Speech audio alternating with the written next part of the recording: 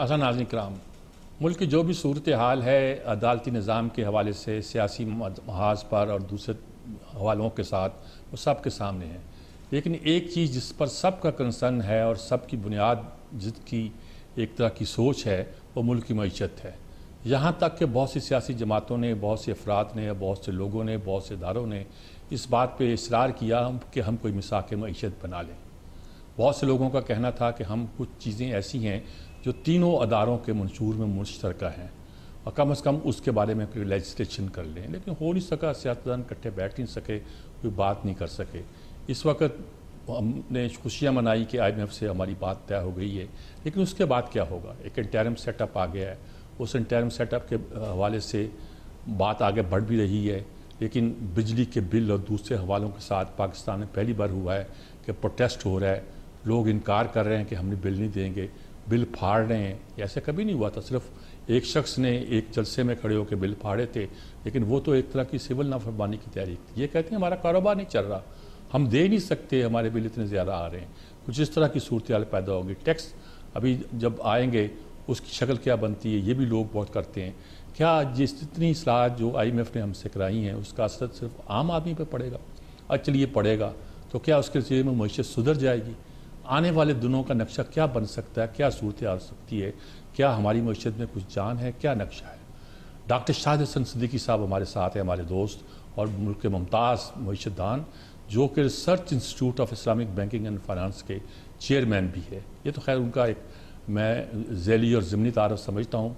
वो यकीनी तौर पर मुल्क के मामलात पर एक मुहिब वतन मईशतदान के तौर पर गहरी नज़र रखते हैं और अक्सर औक़ात बड़ी गहरी बातें करते रहे हैं। जिन बातों की तरफ मैंने इशारा किया है और हवाला दिया है जिन बातों का, वो मैंने इन्हीं से सुनी है। वैसे मैं उन्हीं से पूछता हूँ कि इस वक्त जो मुल्क के हालात हैं, मईशत कहाँ खड़ी है और हम किस तरफ जा रहे हैं। डॉक्टर अस्सलाम वालेकुम। मोहतरम वालेकुम अस्सलाम। डॉक्टर साहब बताइए कहाँ खड़े हैं, कहाँ जा रहे हैं? और आप पहले बहुत सी बातें कहते रहते थे, एक साल बहुत तरसीलात ज़र बहुत ज़्यादा आई हैं। आपने कहा था एक साल की बात है, अगले साल चाहे यही हुकूमत रहे चाहे कोई और रहे, तरसीलात ज़र कम होगी, और उस साल की वजह बताई थी क्यों ज़्यादा आ रही हैं। और बहुत सी बातें जिनकी तरफ आप इशारे करते रहते हैं और हमें बताते रहते हैं कि मईशत का नक्शा क्या है, क्या सूरत हाल है। अब आप सब क्या नज़र आता है जी? मोहतरम, पहले मैं दो बातें अर्ज कर दूं। जी। पहली ये कि ये IMF की शराइत नहीं है, हमने उनके साथ मामला तय किए हैं, हमने कहा है हम चीज़ करेंगे। दूसरी ये कि मैं तो ये समझता हूँ कि मीसाक मईशत बहुत बड़ा धोखा है। अगर कुछ करना था तो वो करना कानून साजी करें। वो आप तो कहते हैं जिसका मैंने तस्करा किया अभी। जी, तो नंबर एक तो ये हो गया।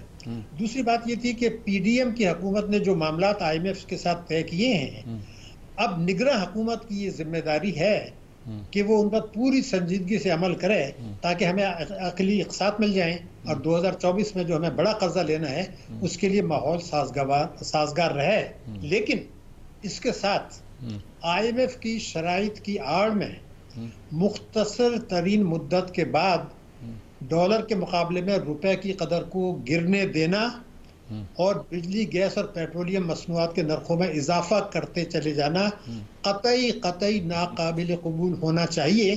IMF की शराइत को मानते हुए भी मैं ये अर्ज कर रहा हूं, इसलिए कि अगर हम मुरव्वजा कानून जो आज है उससे निगरां हुकूमत इनहराफ दानिस्ता ना करे, क्योंकि ताकतवर तबके उनको पसंद नहीं करते उन इक़दाम को, और वो इक़दाम उठा ले, 2 या 3 है, ज़्यादा नहीं है, तो फिर IMF की मंजूरी से हम बिजली के नर्ख कम कर सकते हैं, पेट्रोलियम मसनूआत के नर्ख कम कर सकते हैं और गैस के नर्ख कम कर सकते हैं, और रुपए की कदर को न सिर्फ गिरने से रोक सकते हैं बल्कि उसमें बेहतरी ला सकते हैं। लेकिन क्या ये निगरां हुकूमत करना चाहेगी, ये स्टेट बैंक करना चाहेगी?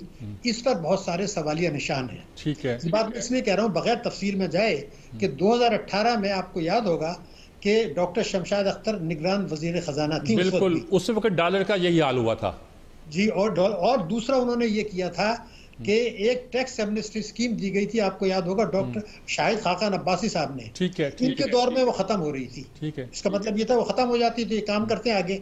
उन्होंने रातों रात एक समरी बनाई, मंजूर कराई काबीना से, اور منظور کرا کے راتوں رات جو ہے وہ صدر کی منظوری اور آرڈیننس ایشو کرا دیا، وہ 30 جون کو رات کو 12 بجے سے تھوڑا پہلے.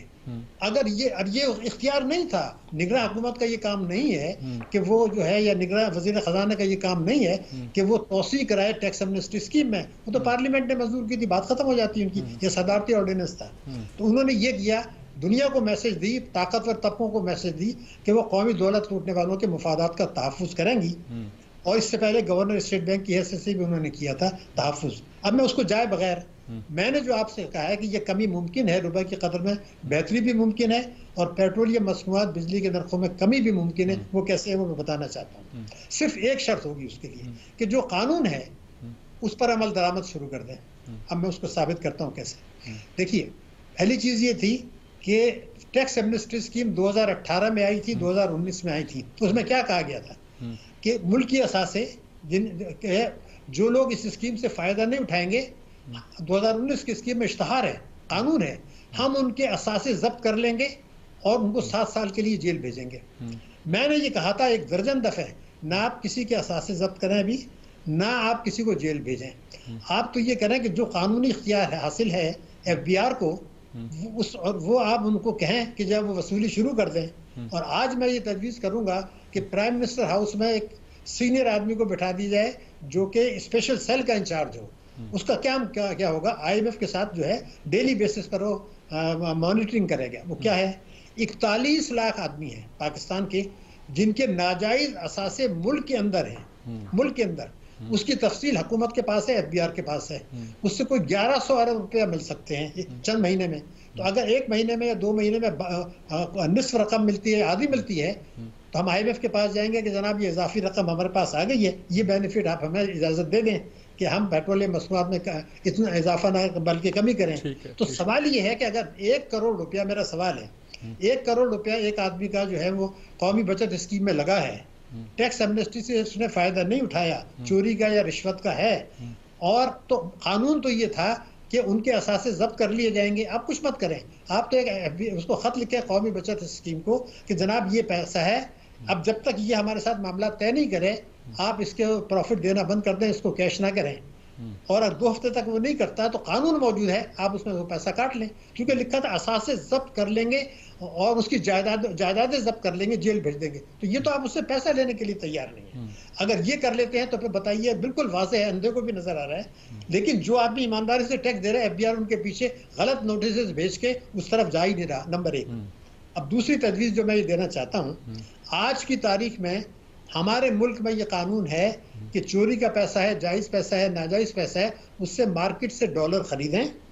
اس ڈالر کو، جس کی وجہ سے کھلی منڈی میں ریٹ بڑھ رہے ہیں، ڈالر کے جو ہے روپے کے اندر گر رہے ہیں، اس پیسے کو جمع کرائیں اپنے بینک میں، بیرونی کرنسی اکاؤنٹ میں. اور آج کے قانون کے تحت، اسٹیٹ بینک کے اجازت کے تحت، کھلی اجازت ہے، وہ پیسہ ملک سے باہر جا رہا ہے. 1 سال میں 15 ارب ڈالر چلے گئے. اب آپ کے پاس امپورٹ کے پیسے نہیں ہیں تو کیا اسٹیٹ بینک اور ان کی مشاورت یہ نہیں ہونی چاہیے کہ ہم کہیں کہ جناب فی الوقت آپ ڈالر خرید لیں، آپ کو ملک کے کرنسی پہ جو ہے بھروسہ نہیں ہے، اپنے اکاؤنٹ میں بھی جمع کر دیں، لیکن علاج معالجے کے علاوہ، تعلیم کے علاوہ یہ پیسہ باہر نہیں جائے گا. تو اگر یہ آپ سرمایہ کا فرار روک لیتے ہیں تو آپ کے تو روپے کی قدر جو ہے وہ تو پھر ظاہر بات ہے کہ بہتر ہو جائے گی، چونکہ اس کی ڈیمانڈ اینڈ سپلائی کا مسئلہ ہے. لیکن یہ ہم کرنے کے لیے تیار نہیں ہیں، کیونکہ نہ جو ان لوگوں کے پاس چوری کا پیسہ ہے وہ تیار ہو جائیں گے. دوسرا ہے یہ کہ اب یہ نگراں حکومت کو ہم نے دیکھا کہ گری ہے، ہمارا فرق بڑھ گیا انٹر بینک اور کھلی مارکیٹ میں. آپ کے علم میں ہے 14، 15، 16 روپے، 18 روپے کا فرق آ گیا. یہ تو بہت سنگین بات ہے، پہلے بھی نہیں تھی. تو کیا یہ نہیں ہو سکتا کہ اتنا خوف کی بھی ضرورت نہیں ہے؟ اسٹیٹ بینک اور منسٹری آف فائنانس، نگراں وزیر الگ الگ میٹنگز بلائیں، اس میں بینکوں کو بھی بلائیں، سٹے بازوں کو بھی بلائیں اور ایکسچینج کمپنیز کو بھی بلائیں. ہمارے پاس، حکومت کے پاس، اسٹیٹ بینک کے پاس لسٹ ہے جن لوگوں نے ماضی میں، یعنی ابھی 2023 میں بھی اور 2022 میں بھی سٹے بازی کی، ناجائز فائدہ کمایا، روپے کی قدر کو گرایا. اسٹیٹ بینک نے بھی کہا، حکومت نے بھی کہا ہم ایکشن لیں گے، وہ نہیں لیتے. اب ان کو دھمکی بھی دیں اور ان سے یہ کہا کہ جی آپ ریزرو بھی بڑھانے میں ہماری مدد کریں، اس کام کو بھی روکیں، اگر آپ نہیں روکتے تو ہم سخت ترین ایکشن لیں گے. وہ میٹنگ کرنے کے لیے تیار نہیں ہے، ماضی میں کیا کرتے تھے. یہ مداخلت نہیں ہے، تو یہ کیوں نہیں کر رہے مجھے نہیں پتہ چلتا. تو دوسری بات یہ تھی کہ جب آپ کے ہنڈی حوالے کا کاروبار بڑھ رہا ہے اور ابھی فگرز ہمارے سامنے آ رہی ہیں، ریمیٹنس پھر گری ہیں، تو ہم نے کسی کو روکا، کسی پہ ایکشن لیا، اسمگلنگ روکنے کے لیے کوئی اقدام کیے، کوئی میٹنگ ہوئی؟ اس سلسلے میں کچھ ہو نہیں رہا ہے۔ اس کا مطلب یہ نظر آ رہا ہے کہ طاقتور طبقوں کے مفادات کا تحفظ کرنے کی زیادہ کوشش ہے، لیکن جو پریشانی کو بات یہ ہو رہی ہے کہ اب ایک نئی پریشانی آ گئی ہے معیشت پہ، تو جو کچھ ہوگا، جو خطرات ہیں، ایک نئی پریشانی آ گئی۔ اب دنیا میں ایک نئی صف بندیاں شروع ہوئی ہیں، آپ نے دیکھا ہوگا، تو اس میں اب یہ ہو رہا ہے کہ پاکستان کے جو معدنی اور قدرتی وسائل ہیں اس پر ان کی نظریں ہیں، اور وہ یہاں سرمایہ کاری بھی کرنے کی بات ہو رہی ہے اور نجکاری کی بھی بات ہو رہی ہے۔ میں صرف ایک سوال کرتا ہوں، ویسے میری ریسرچ ہے جو پبلشڈ ہے کہ جناب نجکاری پاکستان میں ناکام ہے، لیکن میرا ایک سوال ہے، کسی ملک نے یہاں سرمایہ کاری کی بڑے پیمانے پر یا نجکاری ہم نے اس کو دے دی؟ اگر کل کو وہ اپنے میجورٹی شیئر جو ہیں کسی ہندو یا یہودی کو دے دیتا ہے تو آپ کیا روک لیں گے علاوہ بینک کے اس کو؟ تو یہ خوف ہمیں کیوں نہیں آ رہا یہ سب کرتے وقت کہ یہ احساس کہیں اور بھی کسی بھارتی نژاد ہندو کے پاس بھی جا سکتے ہیں، پاکستان دشمن قوت کے پاس بھی جا سکتے ہیں؟ تو یہ کھیل کرنے کے بجائے اپنی معیشت، اپنی ملکی سرمایہ کاری، قومی بچتیں یہ ٹھیک کیوں نہیں کر رہے ہیں؟ اس کا مطلب یہ ہے کہ ملکی اور بیرونی اشرافیہ کا جو گٹھ جوڑ ہے وہ پوری طاقت سے جو ہے سرگرم عمل ہے۔ اسی لیے میں کہتا ہوں کہ قانون سازی ضروری ہے۔ اب مجھے جو خوف نظر آ رہا ہے میں آپ کو آج بتا دوں، چونکہ آپ نے بات کی ہے، اس مہینے اور اس مالی سال میں کیئر ٹیکرز کے دور میں ہمارا تجارتی خسارہ بڑھے گا، ہمارا جاری حسابات کا خسارہ بڑھے گا، ہماری روپے کی قدر جو ہے وہ گرے گی، اور جو مہنگائی کا اسٹیٹ بینک نے تخمینہ دیا ہے اس سے وہ دیا 20 سے 22-23 تک، میرے خیال سے 27, 28, 29 تک جانے والی ہے۔ تو خوف یہ نہیں آتا کہ یہ جو لوگ تباہ و برباد ہو رہے ہیں، جو اپنے گھروں میں اپنی بچوں کو علاج معالجہ نہیں کرا سکتے، کھانا نہیں کھلا سکتے، اس کو اسکول سے مفت اسکول سے واپس بلا رہے ہیں کہ تم جا کے چائلڈ لیبر کرو، اپنے ملک کے مستقبل سے مایوس ہیں، تو ان کی سلامتی، ان کو یہ ملک کی سلامتی خطرہ نہیں ہے عوام کا مایوس ہونا۔ 10 کروڑ لوگ ملک میں غریب ہیں۔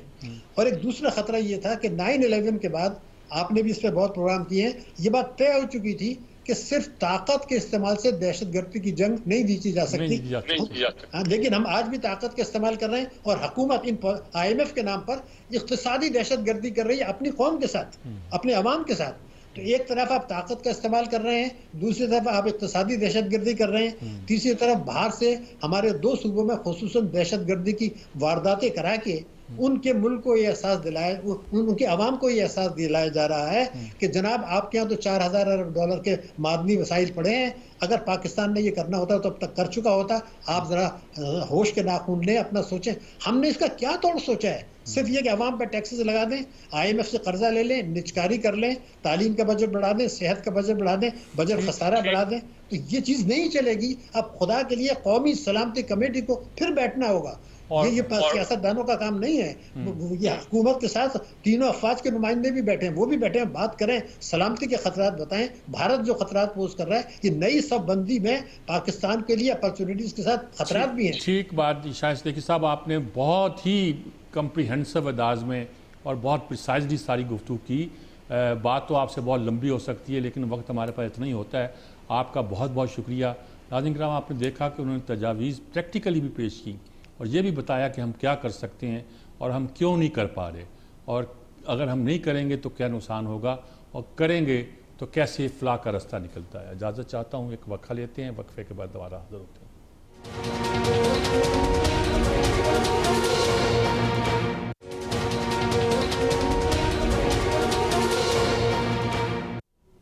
حسن ناظرین کرام، ہم آج معیشت پر گفتگو کر رہے ہیں اور ملک کی ایک بنیادی مسئلہ جو ہے معیشت ہے۔ عدالتی نظام بھی اپنے کام دکھا رہا ہے جیسا کہ میں نے کہا ہے، اور آپ دیکھ رہے ہیں کہ ہمارے یہاں کچھ انتخابات کے حوالے سے اور بہت سے مسائل پیدا ہو رہے ہیں۔ سیاسی جماعتوں کا اپنا نقطہ نظر ہے، ان میں بھی اختلافات ہیں، لیکن سب جانتے ہیں کہ بنیادی مسئلہ ہمارا معیشت ہے۔ آنے والے دنوں میں معیشت کیسے سنبھلے گی؟ ہم نے IMF کے ساتھ معاہدہ کر لیا، سب نے اس کی تعریف کی کہ اس کے بغیر چارہ نہیں تھا۔ اس کے اثرات جب آنا شروع ہوئے، ثمرات لوگوں تک پہنچنے لگے، یہی کہوں گا میں، تو لوگ چیخ بھی اٹھے ہیں، مظاہرے تک ہو رہے ہیں۔ لیکن آنے والے دنوں میں ہم اس صورتحال سے کیسے نکل سکتے ہیں؟ اس وقت ہماری معیشت کیسی ہے، کہاں کھڑی ہے، اور آنے والے دنوں میں ہم کس طرف بہتر طور پر ملک کو لے جا سکتے ہیں؟ کیا نگران حکومت ایسا کر سکے گی یا اس کے لیے کچھ مسائل ہوں گے؟ ڈاکٹر فرق سلیم صاحب ہمارے معیشت پر ان کی رائے سنتے رہتے ہیں، وہ سابقہ گورنمنٹ کے ساتھ کچھ دیر کے لیے وابستہ بھی رہے ہیں، ایک ایکسپرٹ کے طور پر، ماہر کے طور پر ان کی رائے ہم جاننا چاہیں گے اور پوچھنا چاہیں گے کہ وہ کیسے دیکھتے ہیں اس ملک کی معاشی صورتحال کو پریزنٹ پرسپیکٹو میں، تناظر میں جو اس وقت ہمیں درپیش ہے۔ کسی کی حمایت یا مخالفت کی بات نہیں ہے، جو کچھ ہے یہی ہے کہ ہم IMF کے معاہدے کے بعد آگے بڑھیں ہیں، کیسے بڑھیں گے، کیوں کر بڑھیں گے، اس کے اثرات کیا ہوں گے اور کیسے ہم اپنی معیشت کو صحیح طور پر آگے لے جا سکتے ہیں۔ السلام علیکم فرق سلیم صاحب۔ جی وعلیکم السلام۔ اچھا حضور، آپ تو چونکہ میڈیا سے بالکل متعلق ہیں، ہم تو اپنے میں سے سمجھتے ہیں، اس لحاظ سے آپ کچھ رہنمائی کریں کہ کہاں کچھ سمجھ نہیں آ رہا کہ ہم کہاں جائیں گے۔ اگر ہم معیشت ٹھیک کر رہے ہیں، شرائط مان رہے ہیں، سب کہتے ہیں ماننا پڑیں گی، مہنگائی بہت ہو رہی ہے، بجلی کے بل تو لوگ سڑکوں پہ نکل آئے، پہلے کبھی نہیں آئے تھے، اور جو نقشہ نظر آتا ہے وہ تو لگتا ہے کہ شرائط مانتے مانتے ہمارا کباڑہ ہو جائے گا۔ کیا لگتا ہے آپ کو؟ جی بالکل درست فرمایا آپ نے۔ دیکھیے میرے نزدیک دو سب سے بڑے معاشی چیلنجز ہیں۔ ایک تو 24 کروڑ عوام کے حوالے سے جو مہنگائی کا آپ نے ذکر کیا، وہ سب سے بڑا چیلنج ہے، اور حکومت کے لیے اس وقت جو سب سے بڑا چیلنج ہے وہ ڈالرز کا فقدان ہے، وہ اسٹیٹ کے ذخائر کا معاملہ ہے۔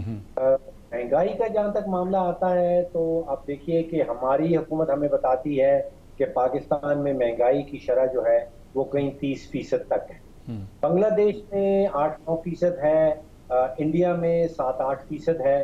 تو ایک تو سوچنے کا معاملہ یہ آتا ہے کہ ہمارے ہاں انڈیا اور بنگلہ دیش کے مقابلے میں جو مہنگائی کی شرح ہے وہ 2-3 گنا زیادہ کیوں ہے، اور اس کا حل کیا ہے؟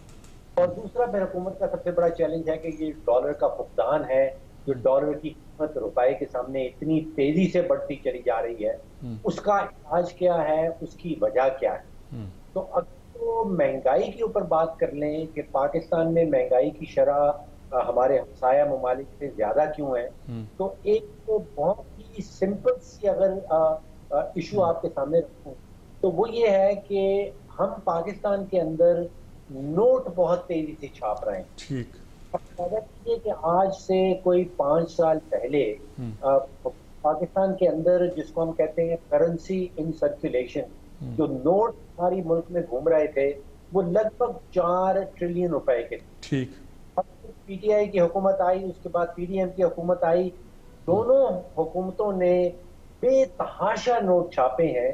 آج ہم بیٹھے ہیں کوئی 10 ٹریلین روپے کی سرکولیشن۔ آپ سوچئے کہ اگر 5 سالوں میں 2 حکومتوں نے 6 ٹریلین روپے اضافی چھاپے ہیں تو وہ آپ کو مہنگائی کی صورت میں نظر آئیں گے۔ جب اتنی زیادہ سپلائی ہوگی روپوں کی اور ڈالر کی ڈیمانڈ زیادہ ہوگی تو پھر روپیہ یقینی بات ہے کہ ڈالر کے سامنے گرتا ہی چلا جائے گا۔ تو نوٹ چھاپنے کی رفتار ہے وہ بنگلہ دیش میں ہم سے بہت کم ہے، وہ انڈیا میں بہت کم ہے۔ تو میں یہ سمجھتا ہوں کہ جو نوٹ چھاپنے کا فیصلہ ہے وہ ایک سیاسی فیصلہ ہے۔ تو ہمارا اصل پرابلم میرے خیال میں یہ ہے کہ وہ معاشی نہیں ہے، وہ سیاسی ہے۔ ٹھیک ٹھیک، اس کا حل کیا ہے پھر؟ یعنی کہ جو اخراجات اسٹیٹ کے ہیں وہ بھی پورے ہوتے نظر نہیں آتے کوئی غیر معمولی طور پر، کہ شاہ خرچی تو ہوتی ہے لیکن وہ کوئی ایسا نظر نہیں آتا کہ ہم کوئی ایسے کام کر رہے ہیں جس میں دھڑا دھڑ نوٹ چھاپنے پڑ رہے ہوں اور بڑے منصوبے بن رہے ہوں۔ پھر کیا صورتحال بنتی ہے کہ اس کو قابو کیا جائے؟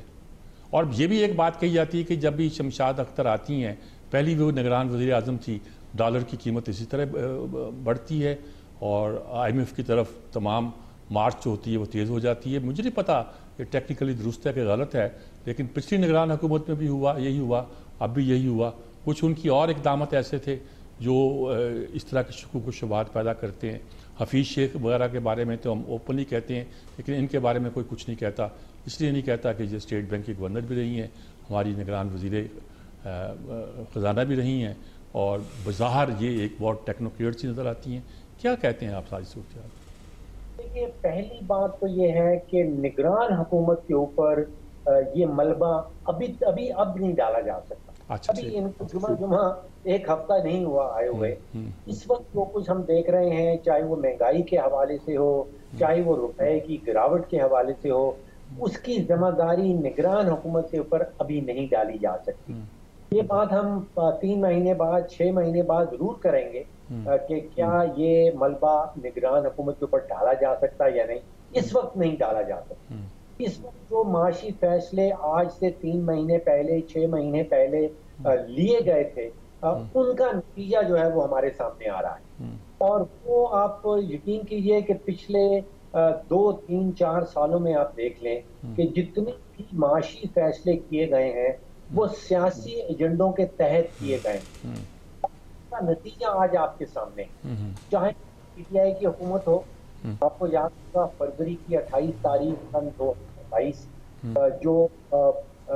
جو وزیر اعظم تھے اس وقت کے، انہوں نے روپے کی سبسڈی کا اعلان کر دیا تھا پیٹرول اور ڈیزل کی قیمتوں میں، اور ایک مہینے کے اندر ہمارے جو ڈالر کے ذخائر ہیں ان میں 4 ارب ڈالر کی کمی واقع ہوئی. تو ایک معاشی فیصلہ کیا تھا سیاسی بنیاد کے اوپر، اور اس کا نقصان پاکستان کو اور پاکستان میں رہنے والوں کو اٹھانا پڑا. ستمبر میں ہمارے پاس ایک نئے وزیر خزانہ آ گئے تھے اسحاق ڈار صاحب، اور انہوں نے کہا تھا کہ وہ مصنوعی طریقے سے روپے کی قدر کو ڈالر کے سامنے مضبوط رکھیں گے. اور نتیجہ اب آپ کے سامنے ہے. جب وہ آئے تو ہمارے پاس 9 ارب ڈالر کے ذخائر تھے، اور جب وہ چھوڑ کے جا رہے تھے تو ہمارے پاس 3.5 ارب ڈالر کے ذخائر رہ گئے. ہے کہ معاشی فیصلے سیاسی ایجنڈوں کے اثر و رسوخ میں کیے جائیں گے تو پھر ملک کی معیشت کا یہی حال ہوگا. تو اب کیا آپ کو حل کیا نظر آتا ہے ساری صورتحال کا؟ اگر بہت ہی سمپل طریقے سے بھی سب آپ کے سامنے رکھوں تو حل یہ ہے کہ ہمیں معاشی فیصلے کرنے ہوں گے معاشی بنیاد کے اوپر اور ثبوت کی بنیاد کے اوپر، ایویڈنس بیسڈ. وہ سیاست کی بنیاد کے اوپر اور سیاسی ایجنڈوں کی بنیاد کے اوپر نہیں کریں. ٹھیک ہے. تو کیا فیصلے بہت آپ ناگزیر سمجھتے ہیں جو ہمیں کرنے پڑیں گے؟ دیکھیے، ایک تو جو ایڈجسٹمنٹس ہیں وہ بہت بڑی ہیں. ابھی جو بوجھ پاکستانیوں کو اٹھانا ہوگا، آپ اندازہ کیجئے کہ صرف بجلی کے شعبے میں جو گردشی قرضہ ہے وہ کوئی 2600 ارب پہ پہنچ چکا ہے. اسی طرح جو گیس کے شعبے کا گردشی قرضہ ہے وہ کوئی 1400 یا 1500 ارب پہ ہے. مجموعی طور پہ یہ 4000 ارب کا جو قرضہ ہے گردشی قرضہ، یہ ان ایسنس جن کے گھر بجلی کے میٹر ہیں اور گیس کے میٹر ہیں انہیں کو اٹھانا پڑے گا. ابھی تو اس کو ڈیلے کیا جا رہا.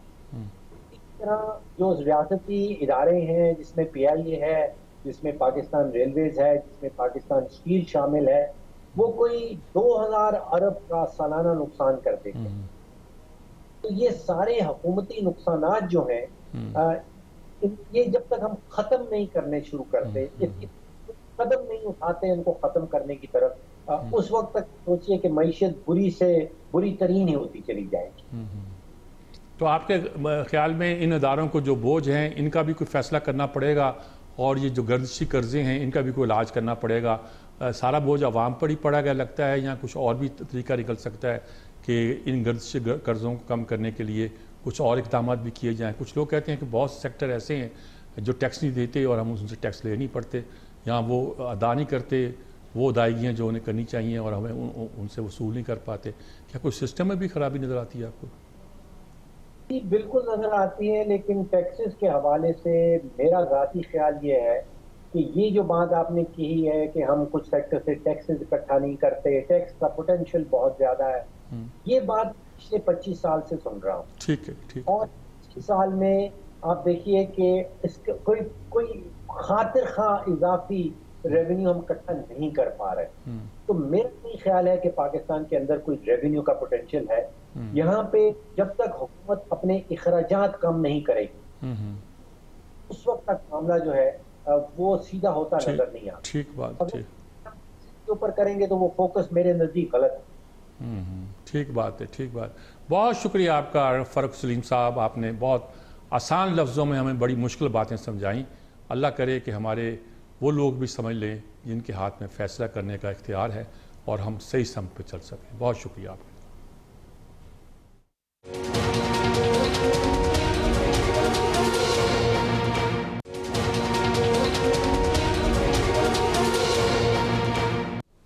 ناظرین کرام، جیسا کہ معلوم ہے کہ آج ہم معیشت پر بات کر رہے ہیں کہ ملک کے حالات کیا ہیں. ہم IMF سے معاہدہ تو کر چکے ہیں، لیکن اب ہم سوچ رہے ہیں کہ اس کے اثرات عوام پر کیا پڑ رہے ہیں. مہنگائی کا کیا حال ہے، بجلی کے بلوں پر مظاہرے ہو رہے ہیں، اور بہت سی باتیں سوچ رہے ہیں، اور دیکھ رہے ہیں کہ ہم نے منصوبہ بندی بھی کی ہے. کیا آنے والی جو ہماری یہ جو اس وقت موجود ہے ہماری نگران حکومت، یہ کچھ کر پائے گی؟ آنے والے دنوں میں ہم اپنی معیشت کو سنبھال سکیں گے؟ کچھ مسائل پیدا ہوں گے. شبر زیدی صاحب ہمارے ساتھ ہیں.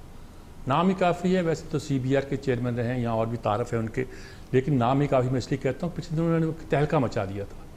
4-5 باتیں ایسی کی تھی، 5 نہیں 5، ایک بات تو پہلے بھی کرتے رہے ہیں کہ دکاندار ان کو ٹیکس لینا چاہتا وہ نہیں لے پائے تھے. 4 باتیں کم از کم انہوں نے نہیں کی. بس یہ ایک بات تو یہ کہ انہوں نے کسی کو نوٹس دیا، علاقے کے سارے MNAs MPs ہر پارٹی اکٹھے ہو کے آگے پتر ہے کی کر رہے ہیں، یہ تیرے واسطہ کام نہیں. انہوں نے تمباکو والوں کو جا کے پکڑا اور ان سے کہا کہ بھئی تمہارے ہاں، انہوں نے کہا چھوڑ دو یہ کام، یہ تمہیں کرنے نہیں دیں گے ہم. فاٹا اسٹیل مل تھی، انہوں نے ٹیکس لگانا، انہوں نے کہا نہیں بھائی یہ کام کیا ہے، ہم نہیں اس کام پہ آئیں گے، کوئی ٹیکس ویکس نہیں. اور زمینوں کی انہوں نے صحیح قیمت مقرر کرنا چاہیے، تو پھر کس نے انٹروین کیا اور کس نے کیا کہا؟ جن باجوہ نے کہا، صاف بات ہے، اور کہ ہمارے لوگ تو کام ہی یہی کرتے ہیں. تو کس کو ٹیکس لگائیں، کہاں سے ٹیکس لیں، کہاں سے ٹیکس اکٹھا کریں؟ جس آدمی کو آپ جس ذمہ داری سونپتے ہیں وہ کیا کریں؟ آنے والے دنوں میں ملک کی معیشت کو کیا رخ اختیار کرتے ہیں؟ شبر زید صاحب سے پوچھتے ہیں. شبر صاحب السلام علیکم. وعلیکم السلام. سوری جی میں کہیں بزی ہو گیا تھا. I am very sorry for this. نہیں کوئی بات نہیں جناب، آپ صرف اب ہماری رہنمائی کریں کہ اس وقت ہم کہاں کھڑے ہیں اور کوئی رستہ نظر آتا ہے آپ کو اب اس وقت؟ کیونکہ جو آپ کا تجربہ ہے اس سے حالات کو بدلے ہوئے دکھائی نہیں دیتے ملک کے. دیکھیں بات یہ ہے سجاد صاحب کہ اگر آپ یہ کہتے ہیں، سمجھتے ہیں یا کہتے ہیں کہ پاکستان کی معاشی حالات میں کوئی بنیادی تبدیلی پازیٹیو سائڈ پہ یا پازیٹیو سائڈ پہ دیکھ رہا ہوں میں، تو یہ صحیح بیان نہیں ہوگا. مگر میں قوم کو ناامیدی بھی دلانا نہیں چاہتا. تو بنیادی کام ہمیں اور میڈیا کے تھرو ہمیں کرنا چاہیے، وہ یہ کرنا چاہیے کہ ہم بحیثیت قوم کے ایسے اقدامات اٹھائیں جو پاکستان کی معاشی حالات کو صحیح کر سکے. وہ یہ ہے کہ ہمارے پاس ہمارا کرنٹ اکاؤنٹ بیلنس ہو رہا. اس کا مطلب یہ ہوتا ہے، اکاؤنٹ بیلنس ہونے کا مطلب یہ ہوتا ہے کہ ہماری ڈالر کی ڈیمانڈ زیادہ ہے اور سپلائی کم ہے. تو اس وقت ہمارا ڈالر بیلنس ہو رہا، اور جب ڈالر بیلنس نہیں ہوتا تو مہنگائی بڑھتی جاتی. اب اس کو صحیح ہمیں بحیثیت قوم کام کرنا پڑے گا، اور ایک گورنمنٹ کچھ نہیں کر سکتی. اس میں جو میرا سب سے پہلا آپ لوگوں کو یہ کہنا ہے کہ ہمیں اپنی کنزمپشن آف پیٹرول اور کنزمپشن آف فرنس آئل کم کرنی پڑے گی. کیونکہ آپ کو جتنا آپ فرنس آئل کی اور پیٹرول کی کنزمپشن کم کریں گے، آپ کا امپورٹ کا بل کم ہوگا آئل کا، اور آپ کے پاس ڈالر کی اویلیبلٹی بڑھ جائے گی. آج ہمارا مسئلہ بہت زیادہ ہے. سملرلی آپ کا جو کوکنگ آئل ہے اس کے اندر بھی آپ کے پاس بہت بڑی ڈیمانڈ ہے، سب امپورٹڈ ہوتا ہے. تو پاکستان کو امیڈیٹ طور پر اپنی سپلائی آف ڈالر نہیں بڑھ سکتی، مگر ڈیمانڈ آف ڈالر کو بیلنس کرنا پڑے گا. اگر آپ نے بیلنس نہیں کیا تو پاکستان کے عوام مشکلات میں پڑ جائیں گے، اور یہ قومی جدوجہد ہوگی. اس کا کوئی تعلق گورنمنٹ کے ایکشن سے نہیں ہوگا. ٹھیک بات ہے. تو ایک تو ہمیں یہ کام کرنا پڑے گا، اور ہم کیا کریں جس پہ ہم قابو پا سکتے ہیں؟ یہ جو انہوں نے دوسرا جو کام ہمیں دوسرا کام یہ کرنا پڑے گا کہ ہمیں گورنمنٹ کا سائز کم کرنا ہے. اس وقت ہمارے پاس 62 ڈویژن کام کر رہے ہیں فیڈرل گورنمنٹ. آپ گورنمنٹ کے ڈویژن جو 62 ہیں انہیں کم کر کے 30 کریں، دونوں کو مرج کریں، اور سائز آف دا گورنمنٹ جو ہے وہ اسلام آباد میں کم کریں. یہ سب ڈپلیکیشن ہے. تیسری بات جو ہے وہ یہ ہے کہ گورنمنٹ سیریسلی IMF کے ساتھ ری نیگوشیٹ کرے کہ جو ڈسکاؤنٹ ریٹ انہوں نے رکھا ہوا ہے 22% کا، کیا وہ پاکستان کے معروضی حالات میں ٹھیک ہے، اور کیا ہم 22% کے ریٹ کے ساتھ اپنی انڈسٹری کو چلا سکتے ہیں یا نہیں. یہ ایک بڑا ڈیبیٹیبل ایشو ہے، اور یہ جو بیٹر ہے اس کو ہمارے لوگ صحیح طرح IMF کو ایکسپلین نہیں کر پا رہے. تو اس کی وجہ سے پاکستان میں انڈسٹری کا پھیلاؤ رکتا جا رہا ہے. تیسری بات وہ یہ ہے کہ ہمارے دماغ سے یہ بات نکل جانی چاہیے کہ سیاسی جو پوزیشن ہے پاکستان کی وہ پاکستانی معیشت کو خراب کر رہی ہے. میں اس بات کو ایگری نہیں کرتا. پاکستان کی معیشت ایک گریجول طریقے سے آہستہ آہستہ انحطاط کی طرف جا رہی ہے اور کوئی بھی گورنمنٹ آئے گی وہ اس کو صحیح نہیں کر سکے گی جب تک آپ اس کے اوپر قومی بیسس پر کام نہیں کریں. اور قومی بیسس پہ کام کرنا پڑے گا. یہ آپس کی لڑائیوں سے آگے بڑھ کے ہمیں کام کرنا پڑے گا. یہ آپ نے درست بات کہی. یہ جو اسکیم بنائی گئی ہے کہ انڈسٹری ہماری چل نہیں سکتی, ہمارا انٹرسٹ ریٹ بہت ہے, کاسٹ آف پروڈکشن بہت زیادہ ہے, را مٹیریل بھی باہر سے نہیں منگوا سکتے, مشینری بھی منگوانا مشکل ہو گیا ہے. ایسے میں ہم نے ایگریکلچر پہ, کارپوریٹ سیکٹر پہ اس کے اور مائننگ پہ ہمارا خیال ہے کہ اس میں بہت پوٹینشیل ہے. یا ہم نے کوشش کی ہے کہ آئی ٹی انڈسٹری کو اپنی بوسٹ کریں. کیا یہ کام چلنے والا ہے یا یہ بس خواب و خیال ہے؟ نہیں, دیکھیں یہ سارے کام چلنے والے مگر پاکستان کا مسئلہ امیڈیٹ ہے سر. دیکھیں سارے کام آئی ٹی وغیرہ ہوتا ہے. اگر اب مجھے سنا ہمارے منسٹر صاحب نے کہا کہ میں آئی ٹی کا آئی ٹی کی ایکسپورٹ 20 بلین کر دوں گا. ابھی 2 بلین ہے, اب وہ 3 مہینے میں 20 بلین کر رہے ہیں. تو یہ قوم کو غلط باتیں نہیں بتائیں. 2-3 مہینے میں 20 بلین نہیں ہو سکتا, 3 سے میکسیمم 4 ہو جائے گا. تو ہمیں یہ بھی چاہیے کہ ہم حقیقت پسندانہ باتیں کریں اور یہ بنا کی باتیں کر کر قوم کو بنا ڈالیں اور قوم کو یہ احساس دلائیں کہ پاکستان مشکلات میں ہے اور پاکستان کو مشکلات سے ہٹانے کے لیے سب کو مل کے کام کرنا پڑے گا. ٹھیک بات ہے آپ کی. آپ کو اگر کوئی پرائرٹیز آپ طے کرنا چاہیں کہ اس وقت یہ پرائرٹیز ہیں, جیسی حکومت اس کو موجود ہے, نگران حکومت ہے, آئی ایم ایف کے ساتھ چلنا ہے, انہوں نے ان کی باتیں ماننا ہے اور کچھ چیزیں انہیں اگری کروا سکتے ہیں تو اگرا کروانا ہے. شمشاد اختر کے بارے میں یہی گنا جاتا ہے کہ آئی ایم ایف کے ساتھ بہت اچھے تعلقات ان کے ہیں. وہ ہماری اسٹیٹ بینک کی گورنر بھی رہی ہیں, پرانے نگران وزیر خزانہ بھی رہی ہیں, نگران اور اس وقت بھی انہوں نے ڈالر کی قدر کو بہت زیادہ بڑھا دیا تھا اور لوگ کہتے تھے کہ آئی ایم ایف کی طرف جا رہے ہیں اور کچھ اقدامات کیے تھے. کیا لگتا ہے کہ یہ ٹیم جو ہے یہ کچھ ہمیں ریسکیو کر سکے گی؟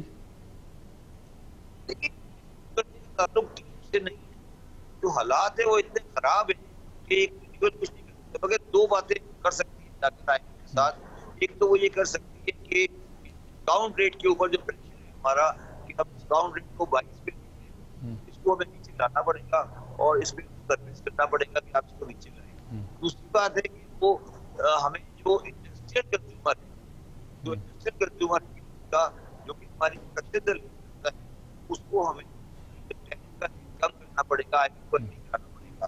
اور جو سیاسی ہماری ہم ہاؤس ہولڈ کو کم کر رہے ہیں اس پر ہم کچھ نہیں کر سکتے. تو پاکستانی قوم کو یہ دیکھنا پڑے گا کہ اب بجلی اس ریٹ پر اویلیبل نہیں ہے جس ریٹ پر ہم پیسے دیتے رہے, مگر ہمیں بچت کرنی چاہیے نہ کہ ہم بجلی کے اوپر جھگڑا کرنے جا کے. بہت شکریہ آپ کا شبر زیدی صاحب. ناظرین کرام, آپ نے شبر زیدی صاحب کو سنا. ان کی آواز بھی اگرچہ بیچ میں ڈسٹرب ہو رہی تھی لیکن انہوں نے بڑی وضاحت کے ساتھ اس صورتحال کو واضح کیا جس کو ہم پیش کر رہے ہیں, جو ہمیں درپیش ہے اور یقینی طور پر اس کا حل بھی موجود ہے. وہ حل اس پر اگر ہم عمل کریں, پوری قوم کو متحد ہو کر اپنی اس معاشی جنگ کو لڑنا پڑے گا اور اس جنگ کو آگے لے جانا پڑے گا. ہمارے پاس اور کوئی راستہ نہیں ہے سوائے اس کے کہ ہم ملک کو اقتصادی طور پر اپنے پاؤں پہ کھڑا کریں, اور اپنے پاؤں پہ اگر اقتصادی طور پر کھڑا ہو جائے گا تو شاید ہماری سیاست بھی بہتر ہو جائے, شاید ہماری سلامتی کے صورتحال کو بھی ایک بہتری ملے, اور شاید ہمارے وہ ادارے جو اب ہمیں عجیب طرح سے کام کرتے دکھائی دیتے ہیں بہتر طور پر کام کرنے لگے. اجازت چاہتا ہوں. اللہ حافظ.